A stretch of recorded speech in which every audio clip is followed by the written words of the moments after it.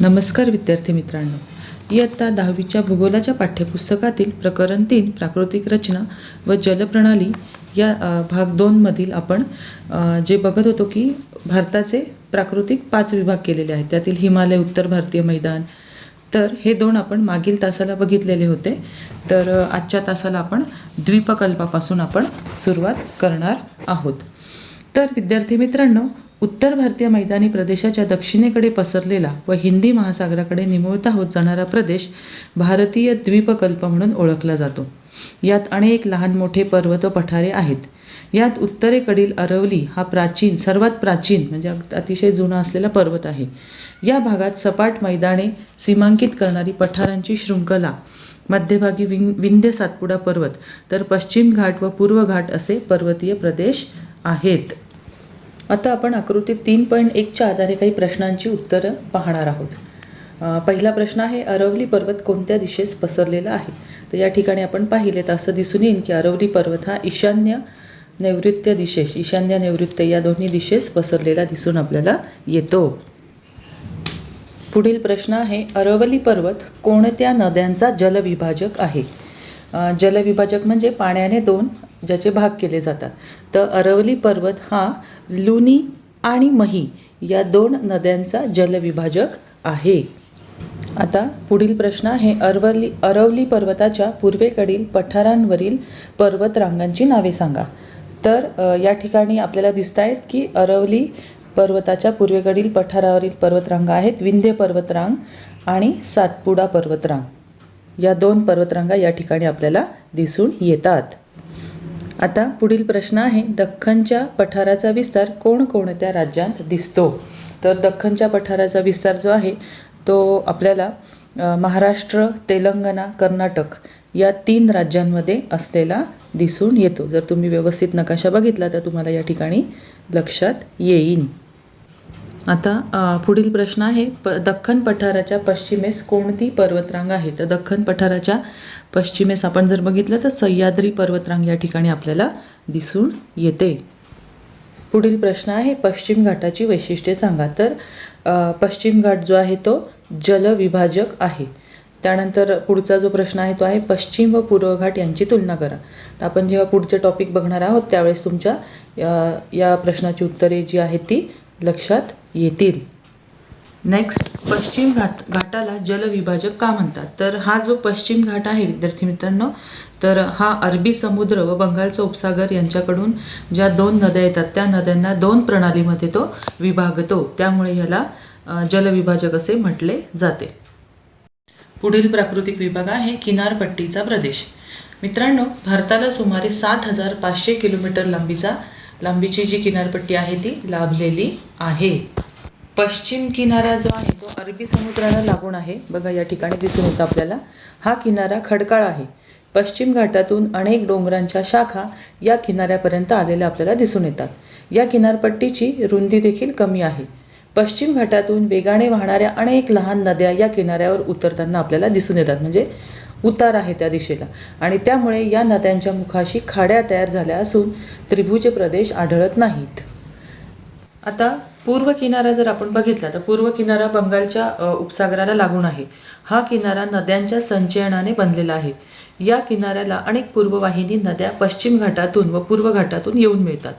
दूरवरून येणाऱ्या अनेक नद्या पूर्व किनाऱ्यावर आल्यावर जमिनीच्या मंद उतारामुळे कमी वेगाने वाहतात आणि त्यामुळे त्यांनी वाहून आणलेल्या गाळाचे संचयन या किनारपट्टीच्या प्रदेशात होते आणि या नद्यांच्या मुखाशी त्रिभुज प्रदेश तयार झालेला आपल्याला दिसून येतो.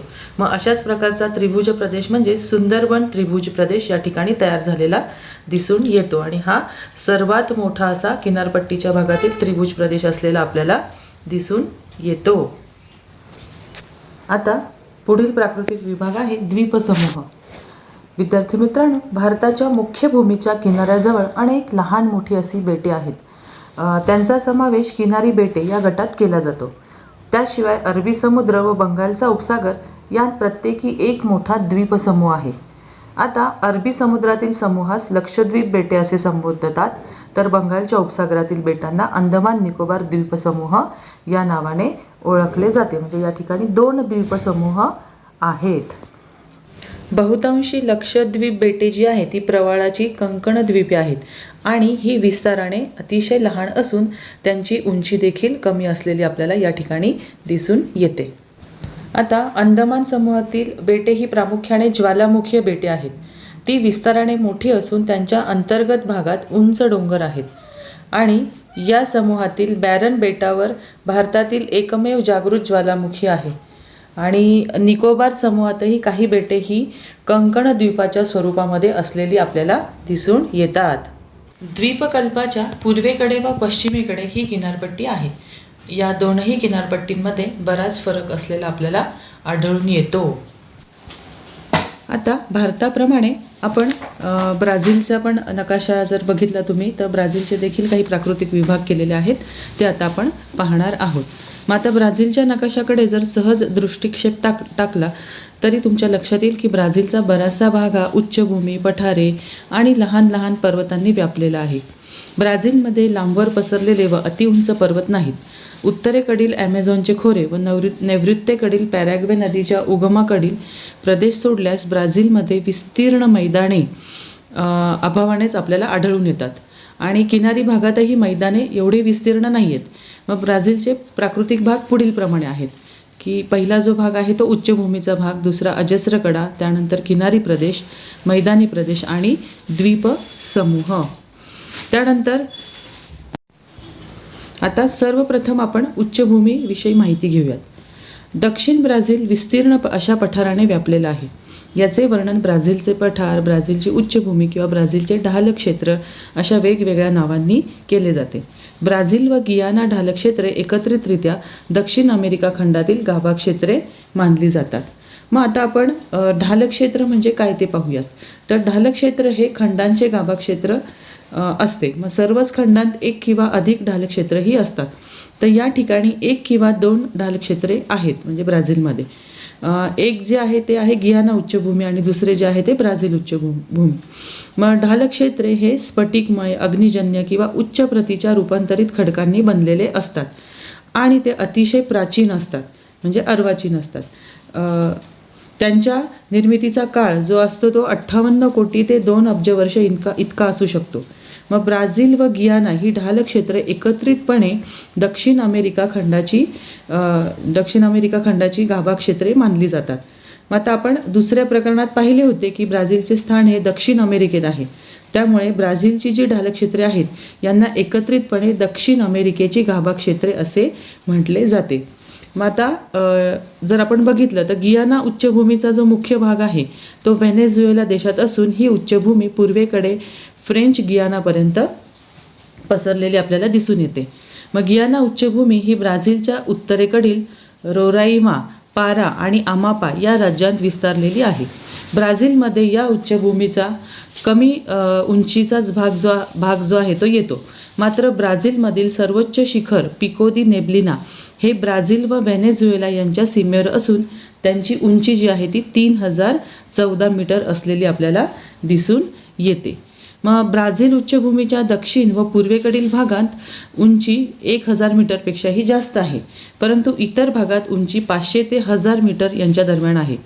मग उच्चभूमीची जी उंची आहे ती उत्तरेकडे टप्प्याटप्प्याने कमी होत जाते व या दिशेकडील उतार जे आहेत ते फारसे तीव्र नाहीत. मग या उतारावरून वाहणाऱ्या ॲमेझॉनच्या उपनद्यांमध्ये धावत्या व धबधबे दिसून येतात. धावत्या म्हणजे नद्या. मग उत्तरेकडे उतार काहीसे तीव्र असले तरी ते अकस्मात नाहीत. म्हणजे अनेक नद्या उच्चभूमीच्या उत्तर भागात उगम पावतात व अटलांटिक महासागरात जाऊन त्या मिळतात.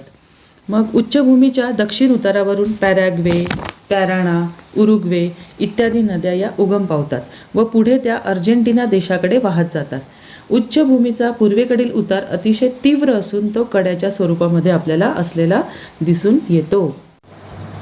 आता अजस्र कडा हा भाग आपण बघणार आहोत. हा भाग जरी लहान असला आणि खंड विस्ताराच्या दृष्टीने जरी लहान जरी असला तरी त्याचे महत्त्व या ठिकाणी खूप आहे. यामुळे तेथील हवामानात परिणाम होताना आपल्याला दिसून येतो. कारण हा जो प्राकृतिक भाग आहे तो क्षेत्र विस्ताराच्या दृष्टीने सर्वात लहान असला तरी तेथील उताराचे स्वरूप व त्याचा हवामानावर होणारा परिणाम यांमुळे तो स्वतंत्र विभाग मानला जातो. आणि तसेच उच्चभूमीची पूर्वेकडील बाजू या कड्यांमुळे अंकित होते. या भागात उच्चभूमीची उंची 790 मीटर इतकी आहे. काही भागांत ही उंची टप्प्याटप्प्याने कमी होते. साओ पावलो ते पोर्तो ॲलेग्रेच्या भागात ही उंची सरळ एकाच उतारात संपते. अजस्र कड्यामुळे आग्नेय व्यापारी वारे जे आहेत ते अडवली जातात. त्यामुळे अजस्र कड्याच्या पलीकडे म्हणजे वातविन्मुख प्रदेश म्हणजेच पर्जन्य छायेचा प्रदेश हा तयार होतो. या प्रदेशाच्या उत्तरेकडील भागाचे वर्णन अवर्षणाचा चतुष्कोन असे केले जाते. आता पुढील भाग बघूया, किनारी प्रदेश. ज्याप्रमाणे भारताला 7,500 किलोमीटर लांबीची किनारपट्टी लाभलेली आहे, त्याप्रमाणे ब्राझीलला देखील सुमारे 7,400 किलोमीटर लांबीची किनारपट्टी ही लाभलेली आहे. या किनाऱ्याचे उत्तर व पूर्व असे 2 विभाग केले जातात. उत्तरेकडील अमापापासून पूर्वेकडील रिओ ग्रांडे तो नार्तेपर्यंतच्या किनाऱ्यास उत्तर अटलांटिकचा किनारा असे म्हणता येईल. तेथून पुढे दक्षिण दिशेने पसरलेल्या किनाऱ्यास पूर्व किनारा असे म्हणता येईल. उत्तर किनाऱ्यावर ॲमेझॉनसह अनेक नद्या येऊन मिळतात. त्यामुळे हा किनारा जो आहे हा सखल बनलेला आहे. या किनाऱ्यावर माराजा बेट तसेच माराजा उपसागर व साओ मार्कोस उपसागर आहे. माराजा हे मोठे किनारी बेट आहे. ते ॲमेझॉन व टोकॅन्टिन्स नद्यांच्या मुखांदरम्यान तयार झालेले आहे. पूर्वेकडील किनाऱ्यावर अनेक लहान नद्या येऊन मिळतात. या भागात साओ फ्रान्सिस्को ही एक मोठी नदी अटलांटिक महासागरास मिळते. तसेच या किनाऱ्यावर लांबवर पसरलेल्या ज्या पुळणी आहेत व तटीय वालुकागिरी ठिकठिकाणी दिसतात. काही भागांत या किनाऱ्याचे रक्षण प्रवाळ कट्टे आणि प्रवाळ बेटे यांमुळे होताना आपल्याला त्या ठिकाणी दिसून येते. आता पुढील टॉपिक आहे मैदानी प्रदेश. ब्राझीलमधील मैदानी प्रदेश 2 विभागात दिसून येतात. उत्तरेकडील ॲमेझॉन खोऱ्याचा भाग आणि नैऋत्येकडील पॅराग्वे पॅराना नद्यांचा भाग. ॲमेझॉन जो आहे हा ब्राझीलमधील सर्वात विस्तीर्ण मैदानी प्रदेश आहे. ॲमेझॉनच्या मैदानाचा सर्वसाधारण उतार जो आहे तो पूर्वेकडे आहे. ॲमेझॉनचे खोरे ब्राझीलच्या पश्चिम भागात खूप रुंद म्हणजे 1300 किलोमीटर असून 2 उच्चभूमी जेथे खूप जवळ येतात तेथे ही रुंदी 240 किलोमीटर इतकी कमी होते.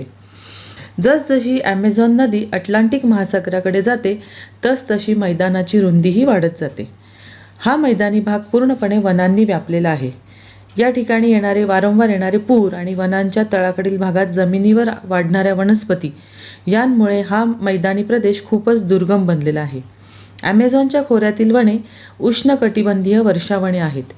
ब्राझीलमधील दुसरा मैदानी भाग म्हणजे ब्राझील उच्चभूमीच्या नैऋत्येकडील पॅराग्वे पॅराना या नद्यांच्या उगमाकडील भाग.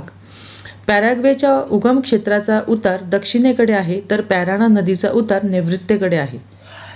तसेच पॅन्टानल इथला जो भाग आहे हा जगातील उष्णकटिबंधीय पाणथळ भूमींपैकी एक असा प्रदेश आहे. हा प्रदेश ब्राझील उच्चभूमीच्या नैऋत्य भागात पसरलेला आहे. पॅन्टानल हा एक दलदलीचा प्रदेश असून तो ब्राझीलमधील माटो ग्रासो दो सुल या राज्यात आहे. पॅन्टानलचा विस्तार ब्राझीलप्रमाणे अर्जेंटिना देशातही आपल्याला असलेला दिसून येतो. आता पुढील प्राकृतिक विभाग आहे द्वीपसमूह. मुख्य भूमीशिवाय ब्राझील देशात काही बेटांचा समावेश होतो. त्यांचे वर्गीकरण किनारी बेट व सागरी बेट असे केले जाते. बहुतेक किनारी बेटे ही संचयनातून निर्माण झालेली आहेत.